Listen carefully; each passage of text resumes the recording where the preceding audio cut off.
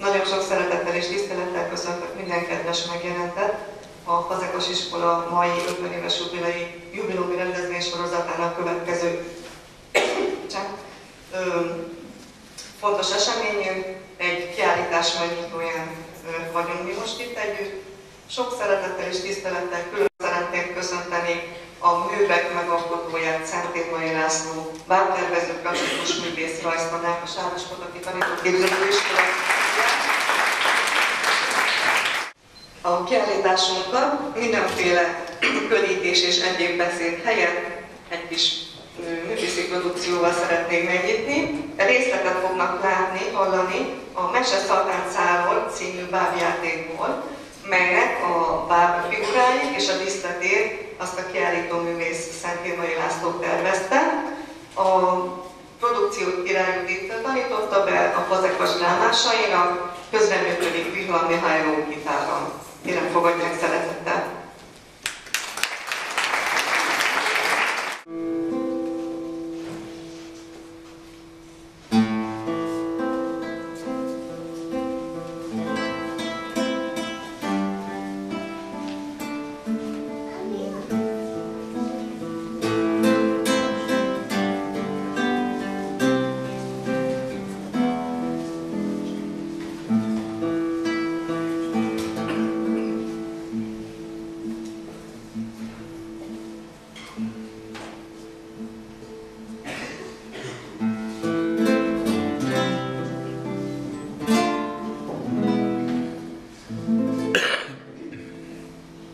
Messze-messze vadonon túl, ahol Szaltáncára nagy úr, érdegélt egy gazdag ember, 3 leánygyermekével.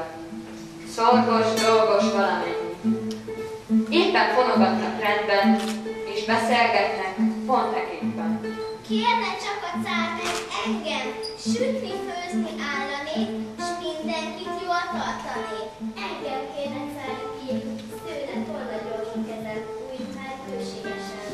Kérne engem feleségül, szőlének Daliát, szebbet államvasalát.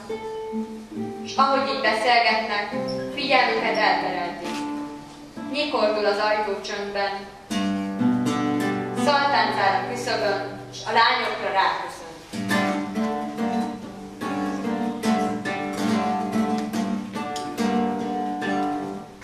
Csacsogásuk kihalva állt ablakuknak alatta. Föl is buzdult hamarán, a legkisebbik szaván. Aj, te zsenge szálvirágom, lépte cárné, azt kívánom. És ti, kedves hugocskáim, kövessetek báránykáim, a nyomukba lépjetek, udvaromba jöjjetek. Az örege süssön, fűzzön, a kisebbik fonjon, szőjön. Üzennek mindjárt a papnak, és még az este lazítcsaknak.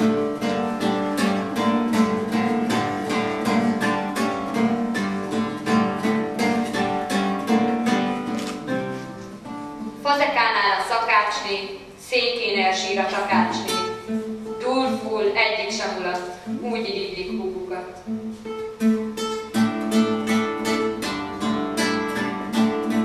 Háború jő komoran, ő Szaltáncár jó lovára, s indul hadaiban messze, ütközetbe.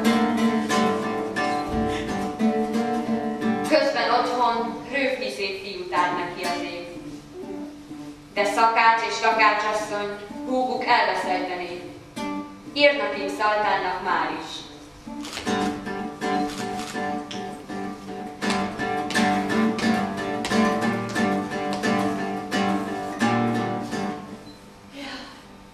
Szült a cárni az éjszaka, szörnyszülött a magzata. Se nem egyél, se nem béka, kutya költe vakaréka. Várjanak békén a cárra, hazaindul nem sokára.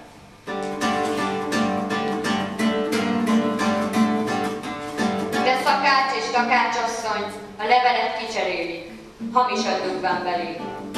És a hírt jelenti fennen egy szakállas vénbolyár. Urunk, cárunk azt ügyelte, hányják tenger fenekére, ahol a legmélyebb rész, a cárnét, a hattyút is.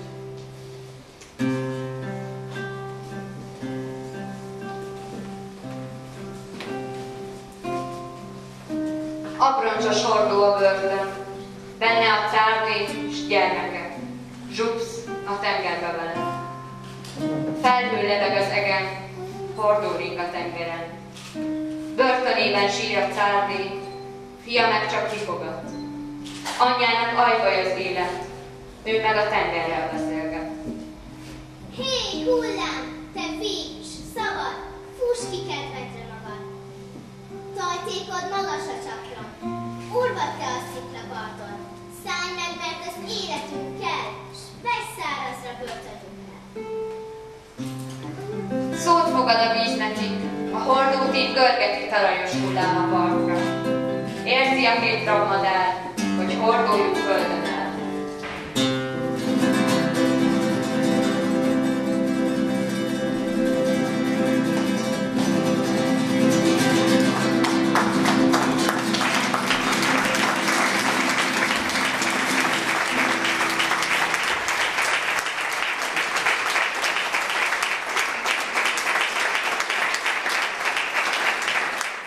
Szeretettel köszöntök mindenkit ezen a szép április 1. napon, és ez nem régen.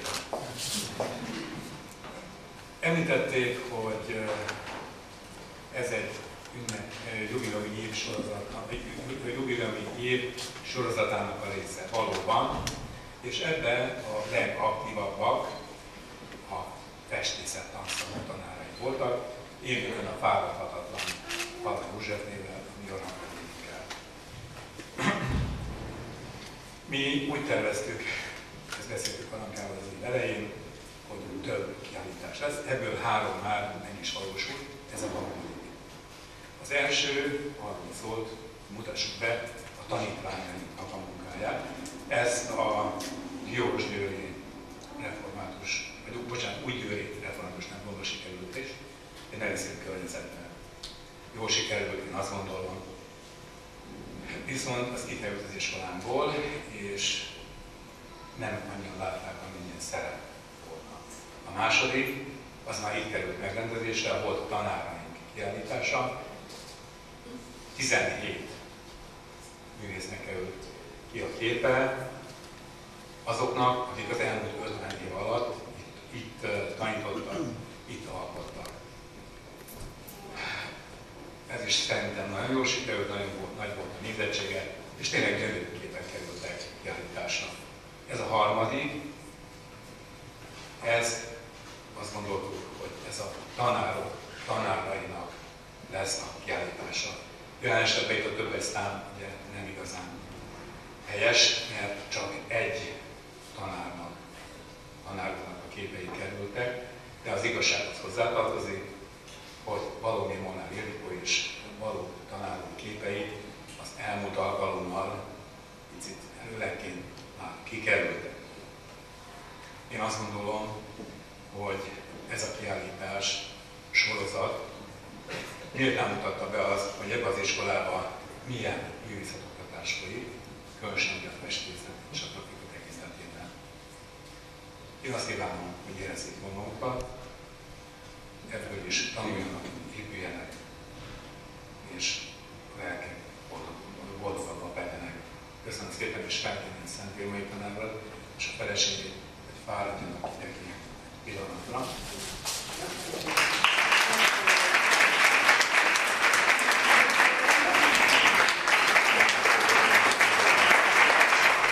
Egy szép, korakavaszi, tavaszi délutánon szeretettel köszöntök én is mindenkit, és azokat is köszönteném, akik nem ismerik Szent Irmai Lászlót, de azok vannak kevesebben, tehát egyszerű dolgom lesz a bemutatással. Szent Irmai tanárok kiállítása, mint hallottuk az igazgató úrtól, egy kiállítási ciklus része, egy 50 éves iskola méltó megünnepléseként. De maga a megnyitó az már az embernek, és hadd mondjam, a nagybetűs embernek, a művek alkotóinak szól, ez a pár perc, amit mi most itt együtt töltünk. Én iskolatársa voltam Szent Irmai Lacinak valahol Egerben, valamikor réges-régen, és megtiszteltetve érzem magam, hogy több emberöltőnyi távolság után még emlékezett rám, és meghívott ide, mert mi ott a rajzosok társadalmában őt egy igen népszerű embernek tartottuk azért, mert olyan emberi tulajdonságait mutatta már meg akkor is, ami kiváló életpályát sejtetett, ami úgy hiszük, hogy az ő személyében talán a legszebben valósult meg közülük. Volt egy műsor nemrégiben a rádióban, egy téli délután, és csak úgy bekapcsolódva hallottam egy sikeres pályán befutó ember önvallomását, hogyan indult el a művészi pályája során, útján. És figyelmes lettem rá, talán ismerem ezt az embert, de aztán rájöttem, hogy én nem fogom tudni, kiről van szó, de annyira szépen írta le az őt elindító kis agaúji zárt faluban a rajztanáros személyiségét, a tehetségüket felnyitogató, serkentő tanárulat, hogy kezdett gyanús lenni számomra, mintha ez Szentírmai Laciról szól. És az az érzésem, hogy ez a rádióriport ébresztett leginkább rá arra, hogy az, amit mi sejtettünk egymásba, vagy az iskolatársak egymásról, az ő személyében minden állami kitüntetésnél, minden társadalmi elismerésnél, minden tanár-diák viszonynál többet ér, ha egy kis általános iskolás így emlékszik vissza az őt elindító tanárára. Én mindig tudtam, hogy ő egy hiteles ember, azt is, hogy tehetséges, azt is, hogy kitűnő, megjelenítő erővel bíró rajzos ember, de nekem vannak olyan emlékeim, amiben a többiek nem erősítettek meg, talán majd Laci meg fog itt a megnyitó után, hogy én emlékszem olyan szakestre, amikor te báboztál.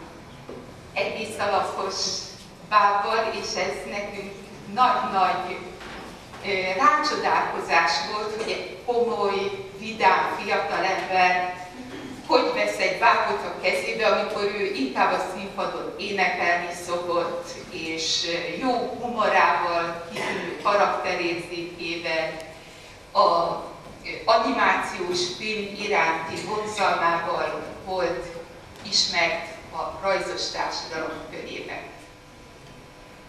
Az itt bemutatott képek is azt mutatják, hogy egy nagyon gazdag, sokrétű vizuális kultúrával foglalkozó emberről van szó, olyanról, aki maga is ezt tanszéki szinten megteremtette a Comenius főiskolán, hadd hívjam így, talán így mindnyájan tudjuk, hogy a Sárospataki tanítóképző karról van szó. Ennek a karnak a sokoldalú művészethez való vonzalma egyedi, és ez jó részt Laci munkásságának, koncepciójának köszönhető, és annak a benne lévő egyéni meglátásnak, ami hozzásegítette őt ahhoz, hogy ugyanolyan affinitása legyen a népművészet iránt, mint a magas kultúra. Ezek egymásra hatására fölhívja a jövendő tanítók, tanárok figyelmét, hogy majd azok tovább is tudják adni saját pályájuk során az őt követő nemzedékeknek. És ettől nagyobb hivatás nem lehet egy embernek, mint tanárokat tanítani, tanárokat oktatni. Az ő útravalója, az ő tehetsége, az az intelligencia, és ezt most szeretném kiemelni, mert ennélkül lehet manuális készség, és még talán megjelenítő erő is, de már a humorhoz, a karakterek kiemeléséhez, amit itt a bábok megtervezett figuráján is láttuk, hogy szótlanul is megjelent képzetünkben az az a szakácsné egyéniség, akit itt a báb megtestesített, hiszen ezek a kis élettelen lények gyakran csak egy hétköznapi tárgya fakanálból született apróságok, jellemet hordoznak azáltal, hogy egy olyan aja, egy olyan szem, egy olyan mosoly kerül rájuk. Ez a kiállítás így nem csak egy embert, hanem egy egész komplett vizualitást mutat be számunkra, és ez nagy hittel tölti el az én generációmat, hogy ilyen tanítási vonalat követve sok-sok ember van, nem csak a városunkban, hanem a régióban, talán a hazánkban is, aki valami hasonló szemlélettel, koncepcióval oktatja a mi gyerekeinket, unokáink korosztályát.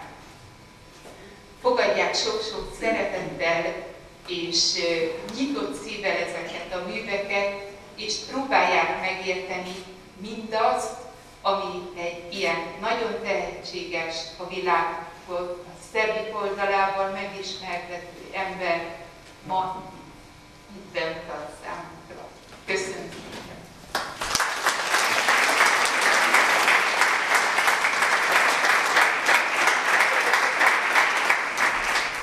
Szép szavak és a csodálatos életmód ismertetése után azt hiszem, hogy a kiállítás sorozat megálmodója, Barnáné Veres Veronika, kedves kolléganőm, meglepetés száma a végén. Azt hiszem, hogy teljesen stílszerű lesz.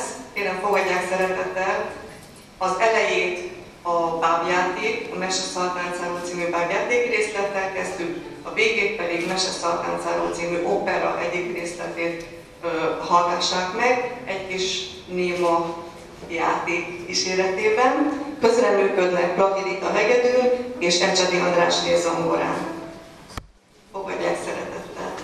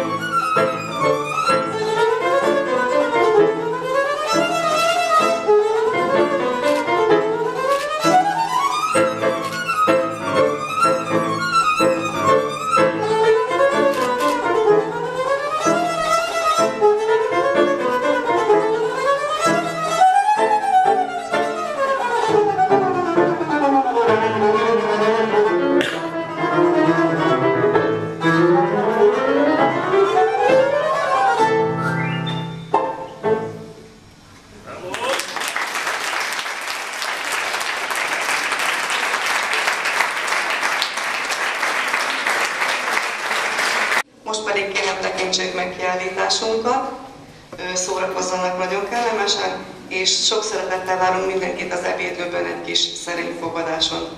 Beszélgessünk, baráti beszélgetést a kiállítás megtekintését követően.